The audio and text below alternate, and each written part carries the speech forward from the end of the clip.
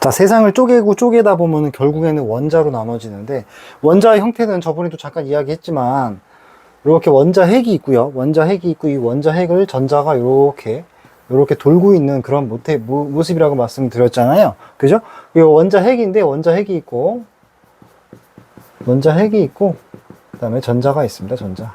그리고 원자 핵을 쪼개고 보면은, 원자 핵을 쪼개면은 뭐 쿼크 이런 걸로 나눠지는데, 양성자, 중성자 이렇게 나눠지는데, 이게 또 쿼크로 나눠지는데, 뭐 쿼크까지 우리가 이거 뭐 과학 시간은 아니니까 이거를 쪼개고 쪼개다 보니까 이것도 결국 양자 상태에 빠지더라.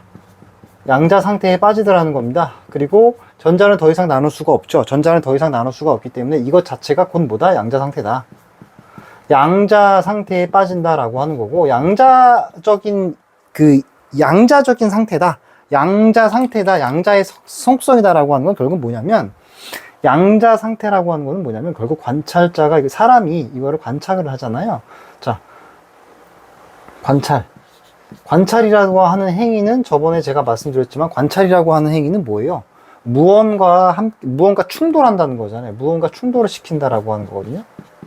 무언가 충돌을 시켜서 튕겨 나오는 게 우리 눈에 들어와야 관측이 되잖아요. 그죠? 관찰이라고 하는 행위가 너무나 중요한데, 관찰 이전과 이후가 완전히 다르다는 겁니다.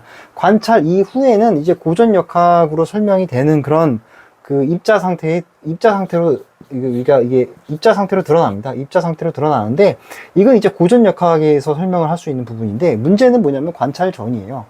관찰 전에는 얘가 입자 상태가 아니라는 거죠. 어떤 상태다? 양자 상태다. 즉 파동 상태다라는 겁니다. 파동 상태. 양자가 아니라 파동 상태더라. 입자로 드러난다라고 하는 건 뭐냐면, 고유한 외부로부터 단절되어 있는 껍데기가 아주 견고하게 있는 고유한 어떤 특성을 갖고 있는 물질로 드러난다는 겁니다. 현상으로 드러난다는 거죠. 현상계에 드러난다. 입자 상태로 드러난다는 건데, 관찰되기 전에는 파동 상태라는 거예요. 관찰되기 전에 파동 상태라고 하는 건 뭐냐? 이거의 위치값과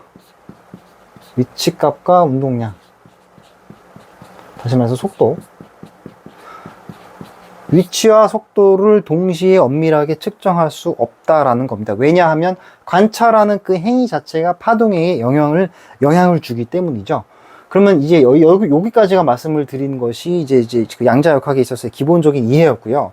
이게 왜 철학적으로 중요하냐 다시 한번 강조를 할게요. 이게 철학적으로 중요한 건 뭐냐면, 자, 우리가 관찰할 때 관찰자가 있고, 우리가 관찰하는 행위를 할 때, 저번에 우리가 이게 철학의 4분면 이야기할 때 관찰자가 있고, 관찰자가 보는 관찰 대상이 있다 그랬잖아요. 뭐 그때는 이제 제가 나무로 표현을 했는데, 관찰자가 있고 관찰 대상, 나무가 있는데, 이런 고전 역학의 세계는 주관과 객관이 주체, 이게 서브젝트와 오브젝트라고 제가 표현을 할게요. 서브젝트와 오브젝트가 명확하게 구별이 되는 세계였었어요. 서브젝트와 오브젝트가 명확하게 구별이 되는 세계였었다. 자, 그런데 파동의 단계, 너무 미소 세계까지 우리가 쪼개고 보니까, 관찰하는 관찰차, 서브젝트의 행위가 오브젝트에 영향을 준다.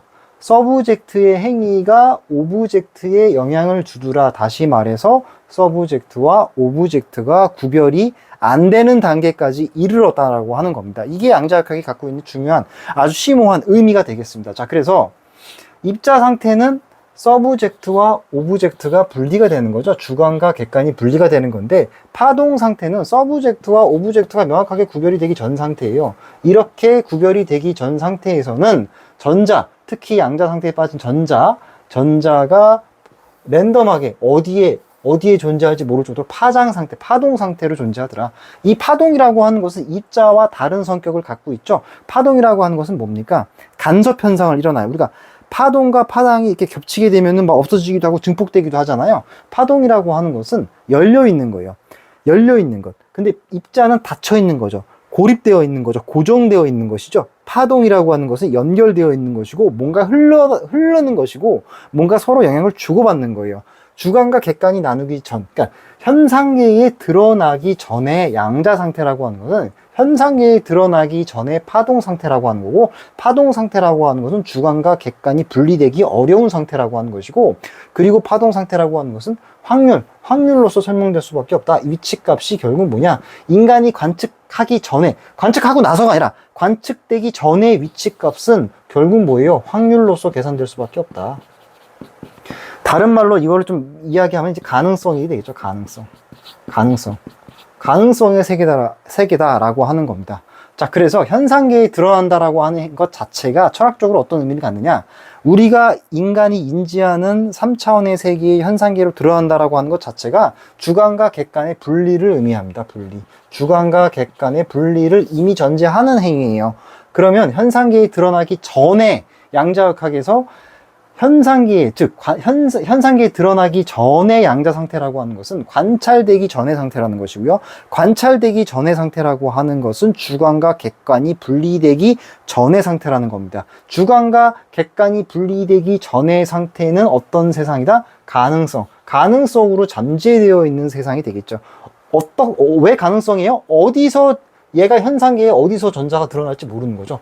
어디서 어떻게 드러날지 모르는 상태로 있다가 우리가 관찰이라고 하는 행위를 딱 해가지고 주관과 객관이 분리되는 순간 특정한 위치값으로 붕괴된다고 이야기하는데, 붕괴되면서 나오는 겁니다. 다시요. 우리가 관찰이라고 하는 행위를 통해서 이 전자가 현상계에 드러나는 순간 비로소 파동이 붕괴되면서 입자적 성격을 갖는 전자가 특정한 위치에 발현이 되는 겁니다. 이게 철학에서 갖는 의미가 너무나 중요해가지고 제가 양자역학에 대한 설명이 저번에 너무 부족한 것 같아가지고 다시 한번 설명을 드렸습니다.